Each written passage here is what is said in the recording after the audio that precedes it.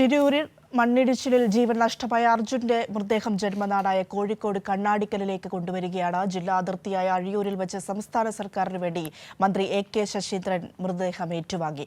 കണ്ണാടിക്കൽ ടൗണിൽ നിന്ന് വിലാപയാത്രയായി വീട്ടിലെത്തിക്കും.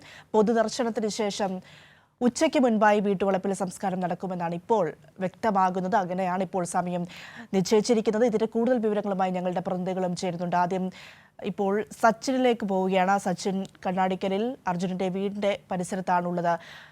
സച്ചിൻ, ഏറെ വേദനിപ്പിക്കുന്ന നിമിഷങ്ങൾ തന്നെയാണ് കടന്നുപോയിക്കൊണ്ടിരിക്കുന്നത്. സച്ചിനുമായ ആളുകൾ പങ്കുവെക്കുന്ന കാര്യങ്ങൾ, വിവരങ്ങളൊക്കെ കേൾക്കുമ്പോൾ നമുക്ക് വിഷമമുണ്ടാക്കുന്ന തന്നെയാണ് ഓരോ നിമിഷവും. അർജുനെ കാത്ത് അവരൊക്കെ അവിടെ നിൽക്കുകയാണ്. എന്താണ് അവിടെ നിന്നും പങ്കുവെക്കാനുള്ളത്?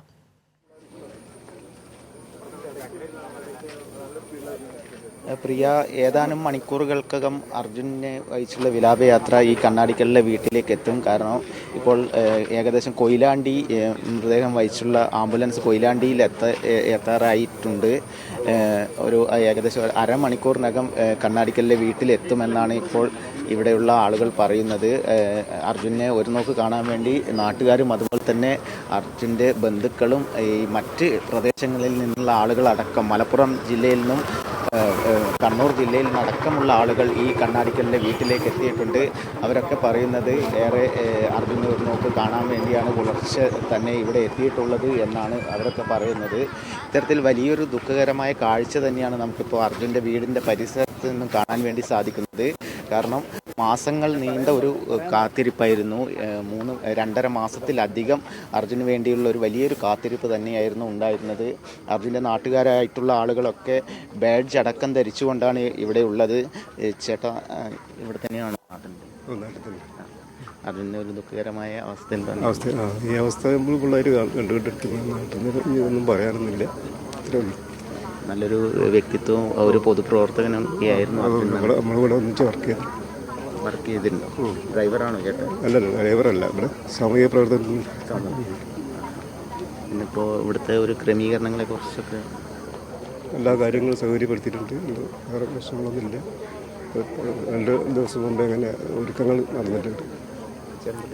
ബാലകൃഷ്ണൻ. ഇവിടെ തന്നെയാണോ? ഇവിടെ തന്നെ. ഇവിടെ നല്ല കണ്ണാടിക്കലോ. മുൻപും പരിചയം? മുമ്പേ പരിചയം.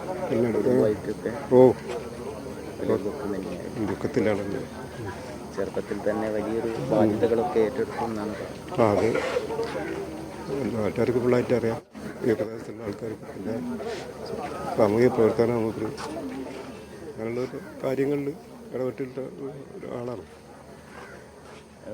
വളരെ വൈകാരികമായി തന്നെയാണ് ഇവിടെയുള്ള ആളുകളൊക്കെ പ്രതികരിക്കുന്നത്. ചേട്ടാ, രാവിലെ തന്നെ എത്തിയിരുന്നു? രാവിലെ ഇവിടെ തന്നെയാണ്. ഇവിടെ അടുത്താണ്.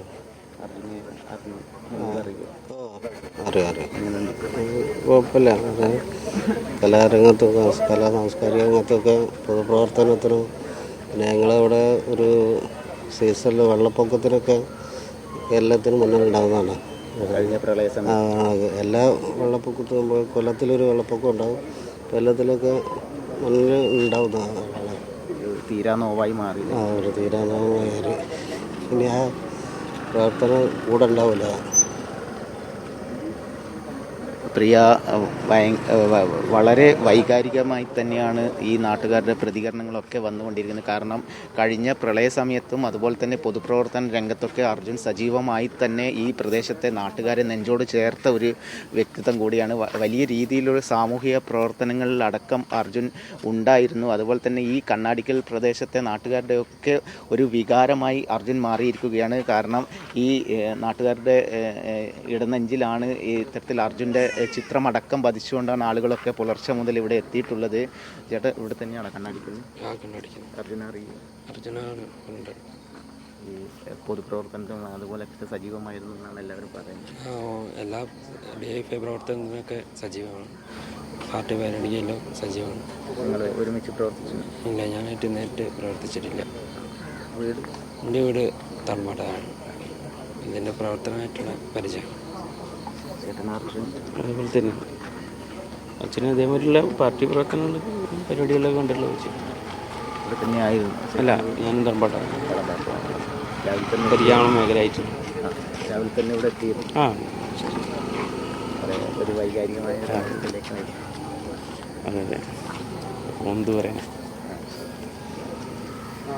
അത് തന്നെയാണ് വലിയ ഓരോരുത്തർക്കും രീതിയിലുള്ള ഒരു പറയാനുള്ളത്. വൈകാരിക